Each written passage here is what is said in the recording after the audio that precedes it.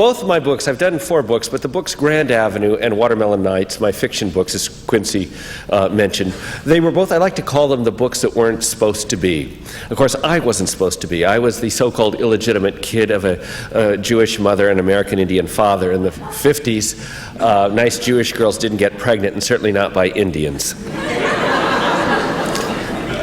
In fact, when my mother went away, they said, oh, she went away to take horse riding lessons. Well, you're taking a look at the horse. Just think, a Jewish man who was head of a department store has a grandson who's an Indian chief. America. Anything can happen. Anyway, I was voted, I think, most unlikely to succeed from my high school class. I did a lot of glue. It was an easy high. After 5 books, 2 masters and a PhD at Stanford, a full professor in movies, if I hadn't killed all those brain cells, I would have given Einstein a run for his money. Oh well, I'm operating on limited capacity. When I got to Stanford, the creative writing program, the professor there, I won't name any names, I began writing about my people, my Indian people, where I grew up in Santa Rosa, in South Park, a poor area of town, on Grand Avenue there. And he asked me, who are these people? Are there people really like this? And you know, my community was an hour and a half away from Stanford to the north, Northern California. And of course it was the early 80s, and he was trying to get us to write stories for the New Yorker. Remember those stories, the minimalist stories? It was about Sally, who went to Martha's Vineyard one summer and had an epiphany and decided to part her hair on the other side of her head. Are there really people like that? I don't know.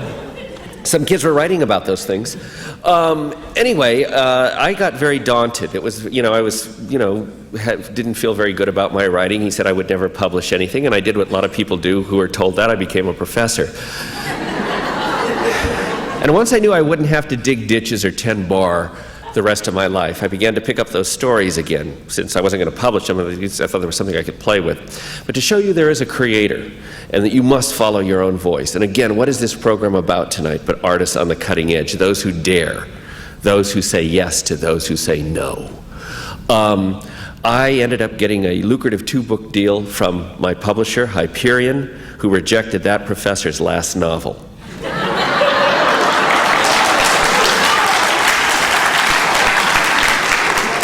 Call it poetic justice. Okay, so what happens next? The book, I finished the book, and the book comes out, and a guy named Robert Redford really liked the book. So, and then it was a time in the early 90s, just after Dances with Wolves, when Hollywood had just rediscovered that Indians were human, and they thought they had informed the world that we're human. And now they wanted, they had this gritty book about urban Indians. So to make a long story short, we end up at HBO to do a 3-hour miniseries, and right away the same old battles. And after they just bought the book, and the lead character was a woman who was alcoholic, 3 children, and on welfare. And one of the producers said to me, I don't understand the motivation here of this woman. In Hollywood, you never know it by going to movies, but they like to, in meetings at least, talk about character motivation. I mean, most of the time movies you go to, you wonder what's motivating anything. But I said, well, what do you mean? And she said, well, this mother, she's having trouble with her daughter, and her daughter is running around and having sex with people in the neighborhood, and the mother and the daughter fight. And I said, yeah. And they said, well, why doesn't she take her to counseling?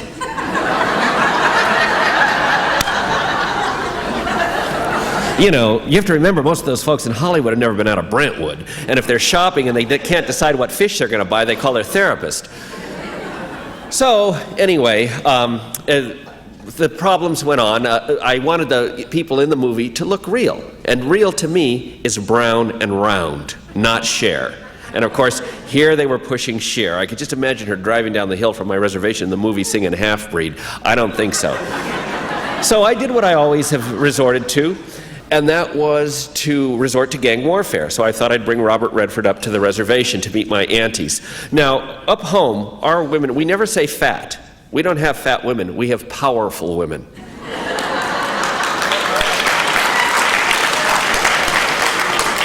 And I've got some powerful aunties. And so, imagine they're sitting up there, and they're about 60. It's the age that, loved Robert Redford. So I called my auntie one day, and I said, Auntie, I'm going to bring Robert Redford up there, and I want you to really lay it on him. I want you to tell him, we can't have Cher. So she says, well, when? And I said, well, unfortunately, in a couple days. Well, the phone dropped. And about a minute later, she picks it up, and she says, sorry, nephew, can't do it. I said, why? She says, how the hell am I going to lose 100 pounds in 2 days? But I should have known not to underestimate my aunties. My aunties, they're powerful women. So I'm driving up there with Robert Redford, and I love to take people up to the reservation because you're driving through the redwoods up there in Northern California, and you can see these folks think, oh my God, redwoods and deer, any minute Indian's going to jump out with a bow and arrow. Nature, we're all into nature. Of course, then you start seeing the junk cars on the side of the road, and they go, what's this? And I said, we're almost home. Anyway, one of the characters in the movie was a woman based that used to wear what we call the traditional contemporary American Indian or California Indian woman's dress, which is a muumuu, rubber thongs, and pink and purple foam curlers that they keep in there until the party happens. Well, this particular woman added something to that, the character in my book. She would have sunglasses that she'd wear, and then she lost one of the lenses, but she kept wearing them. All right, so I get up there with Redford, and we walk into my auntie's house, and there are 3 powerful women sitting at the table in muumuus, rubber thongs, pink and purple foam curlers, and all wearing sunglasses with a missing lens. I couldn't say to them, don't you dare, and I couldn't say to Redford, beware. All I could do was introduce them. And here you can see Robert Redford looking at a gaping eye coming out of each head and shaking the hands, and I can see him thinking, now this must be some spiritual Pomo Indian thing that they do. They're seeing with the inner eye, And of course, he's being too polite and politically correct to mention it. So he gets to my third auntie, Anita, and then introduces himself, and it was all nice. And he turns around and looks at all our food. We're poor people, but we have a lot of food, especially when we have guests. It might be on paper plates, but there's a lot of it. You go to rich folks' homes, and they serve you on this china and silverware, and they give you a piece of asparagus. You know why they're skinny and rich. They're saving the money. But we have it all stacked up on our paper plates, and he's looking at it, and there's pies, and there's all this food, and it's all of this sort of thing. And all of a sudden, my auntie gets up and kicks him in the butt. Now, it's probably been a long time since anybody's kicked Robert Redford in the butt, let alone a 322-pound Indian woman. And he turns around, and she said, Mr. Redford, do you think we're sitting around here looking like this for nothing? And he thought, and he said, you could see him thinking, now what did Greg tell me about their spirituality? And he says, no, Mrs. Silva, but I'd be honored if you told me. And he said, look each one of us over. We're auditioning, and which one of us gets the part?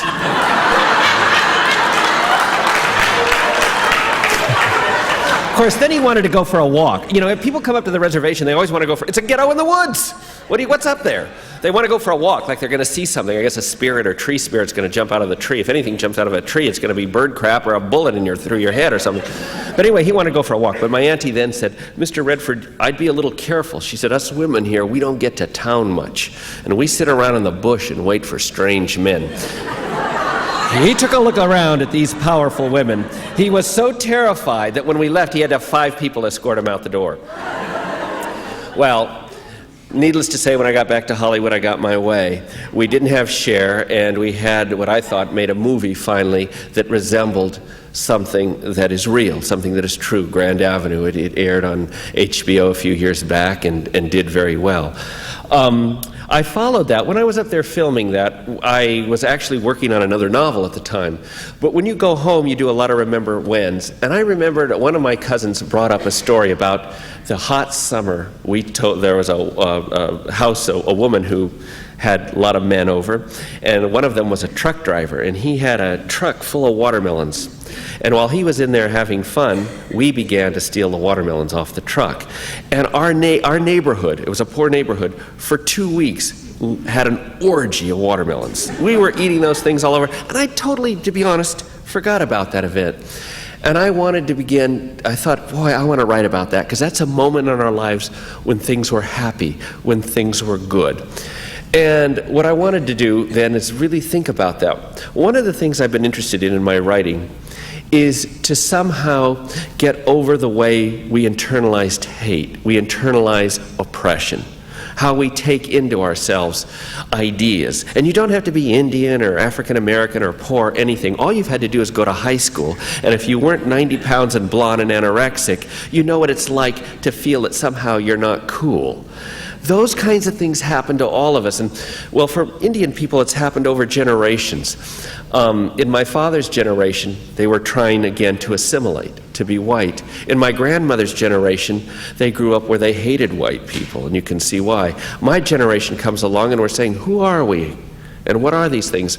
So what I wanted to do is tell a story of one family over an entire the 20th century, 3 generations, a grandmother, a daughter, and the daughter's son, each from their points of view, each during their period or their time.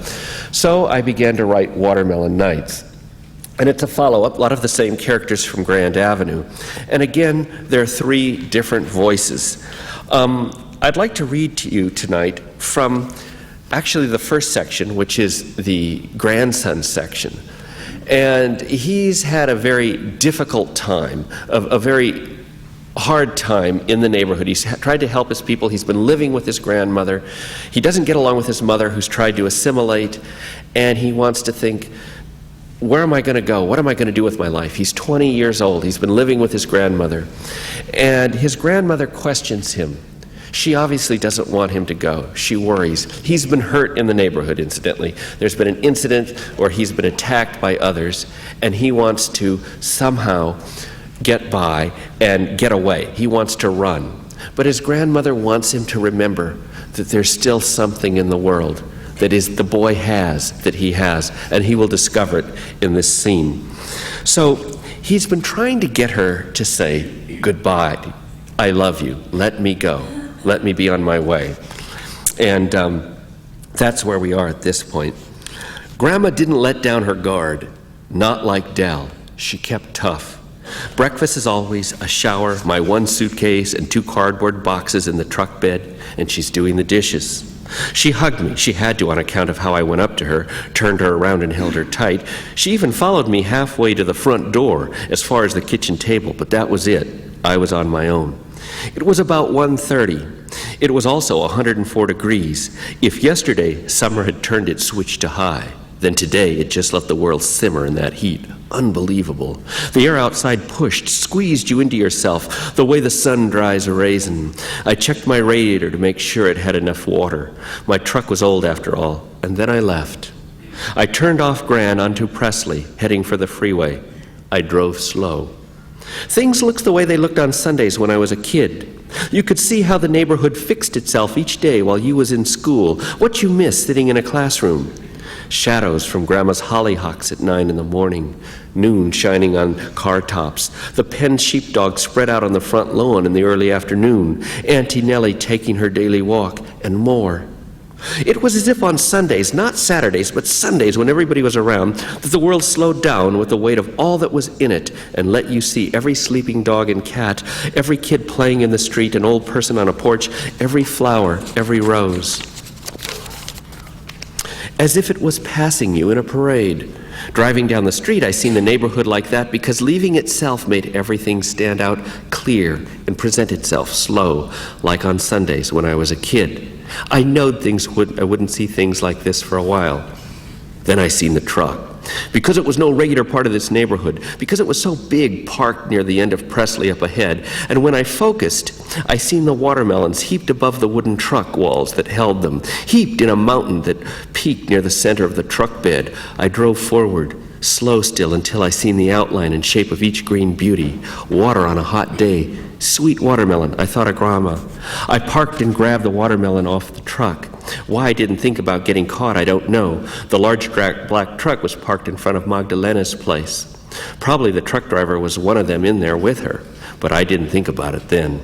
Neither did I think about the 2 teenagers, Vince Green and Jaime Martinez, who watched me from across the street. I held the watermelon next to me on the truck seat and went back to Grandma's. I wouldn't have stayed. I would have turned around and left after I set the watermelon on the kitchen table if it wasn't for the fact that she was finally looking at me. It wasn't her dead serious expression. That could have been a scheme on her part to keep me there an hour longer, maybe a day longer. But her eyes, which I'd wanted since the first time I told her I was leaving, I had them now. "Grandma," I said, and then blurted out all the things I'd planned to say earlier. "You're the most important part of my life. I love you. I know you'll miss me." She didn't blink. "What does this mean?" she asked after a minute. "What?" I asked. Standing by the table, she began rolling her fingers over the watermelon's hump green back. Slowly, gently, the little finger, the ring finger, the middle finger, the pointing finger, the thumb. "You mean the watermelon, Grandma?" "Yeah, what does it mean?" "What do you mean?" She looked at me straight on, hard. She said nothing. I sat down opposite her. "You mean like a flower or something? Something like an old uncle?" I said, letting whatever come to mind come out. "Yeah," she said. "How's that?" I asked. "You tell me." Then nothing again. Slowly, gently, her fingers tap, tap, tap, tap over the watermelon's humped green back. On, almost an hour, and she was still standing. All the while looking at me. I started talking then just to break the silence. I figured she had a puzzle, a story she wanted me to piece together. A watermelon is like a flower because it's sweet. It's like old uncle because you can't really tell what's on the inside. It's not like anything, she said, firm. She looked at me, stopped her tapping for a moment, then started up again. If for no other reason than that I'd given a wrong answer, I felt certain now that she wanted an answer from me. She was waiting. It occurred to me that she would stand there until midnight or until she fell straight over on top of the table, whichever come first. "Grandma," I said, "don't you think you should sit down?" "Oh, yeah," she said and sat down, like she'd all of a sudden realized she'd been standing for nearly an hour. And then what do you think? She sat and sat, looking at me and tapping the watermelon. If she could stand until midnight, she could sit until noon tomorrow, and she would. She wouldn't budge. When I looked at the clock again, it was 5 o'clock. It had been 2 hours. Things was serious. Of course, the notion it was all a scheme on her part kept crossing my mind, but it didn't matter. I knowed me and her was at a place of saying goodbye. We just hadn't said it yet. I waited an hour, nothing come for me to say. Then I got up. She didn't move, and I called and canceled my motel reservation in San Francisco. I went into my room after that and laid on the bed and fell asleep. When I woke, it was 2 a.m. It took me half a minute to get my bearings. I didn't know where I was. In the kitchen, I found nothing but that big green watermelon on the table and Grandma's empty chair pulled back. She'd gone to her room and closed the door. But that didn't mean she was getting tired. It didn't mean she'd given up. She was looking at me still. Again, the hot day had pushed itself through the walls. The house was an oven. I went out on the back steps and sat down. It wasn't much cooler. The air was thick, sticky. You didn't breathe it, you swallowed it. I tried to think of an answer for Grandma. I could go in and tell her what I'd come up with, make my peace and leave. I could get on to San Francisco. But then nothing came to my mind, nothing. I was stuck, like the hot, sticky air had sealed shut all the passageways inside my brain. Then the voices. Next door, the neighbors carrying on in Spanish. They were someplace near the front of the house, maybe on the porch, talking away, laughing. It wasn't like they'd just started talking. They'd been there for some time. It's after 2 a.m, I thought. What are they doing up so late? It's a work night. And then I heard other voices, fainter, yes, but even the sound of a radio, as if the neighbors chattering Spanish was a thread, a piece of stitchwork connecting me to all of the other voices in the neighborhood. I got up and walked along the side of the front yard, eventually found myself in the front. I focused up and down the street and couldn't believe my eyes. Everybody, everywhere, was eating watermelon. I stepped out into the street and started walking. Folks was out everywhere, walking, talking to one another. They leaned against cars, talked over fences, gathered in circles in kitchen chairs on the front lawns. It was like after a power failure or an earthquake, only there was no disaster. They was happy, peaceful, spitting seeds and talking between bites of the watermelon that dripped from their hands and down their faces. Gnawed clean rinds was in the gutters and in piles below porch steps, and still people was eating. Them that seen me waved and hollered hello. I seen them who they was, but at the same time, didn't. Nothing registered. The world felt inside out. The place of my dreams, which I just woke from, made more sense still than the here and now before me. I would have floated, kept on this way, if Auntie Molly hadn't reined me in. "Johnny," she called. "Johnny," she said again and again until I stopped, realizing I was in the middle of the street, smack in front of my house. "Damn it, fool, can't you see who I am?" she hollered. But she wasn't mad. She was playful, asking me to wake up and recognize her and sit the hell down on her steps for a visit. I felt dumb, which meant I was back in touch with things. "Jesus," she said as I made my way to her, "if I didn't know better, I'd say you was drunk." "I ain't," I said. "Or had too much watermelon," she said, holding up her half-eaten sliver of melon for me to see. She was on the top step, and I sat just below her. Look around," she said, gesturing with her sliver of melon again, pointing up and down the street. "Son of a bitch place has gone crazy." I looked at her. She was clear and sober, like her daughter had said. Her small black eyes was sad, they always would be, but they was wide open with the streets and all the world in front of her fixed within them. She bit into the watermelon and smiled, like she'd just kissed a lover, then spit a mouthful of seeds to her side and laughed. "Them boys done a good thing," she said. "Who?" I asked. "Vince Green and Jaime Martinez," she answered. "They started this whole thing, didn't you know?" She was holding up a piece of her 3/4 of eaten watermelon. "They got the idea," she said, "and then everybody started in." "Yeah," I said, seeing a story of what happened. I laughed to myself. Then Molly brought the watermelon she was gesturing with close to her face, just inches from her lips and nose. Balancing it upright in the palms of both hands, she studied it for a moment, taking it in with all of her senses. "You know what this is?" she said, turning her head just a notch. "To see me? It's kindness. It's a kindness them kids done." And then she bit full into the melon again. Funny how a mind works. I seen this, Molly happy weaving baskets with Auntie Nellie. My mind flipped and made no sense before. And then let me see, as plain as the shirt on my back, what I could say to Grandma. I had an answer. Lightning struck, and only after I was hit and come to did I know what happened. Bingo, each letter was covered with a chip. I couldn't tell myself now how I'd knowed so thorough that what Auntie Molly said was true. Kindness. It didn't present itself in pictures or maps with connecting lines. It settled in my body like peace. Thank you.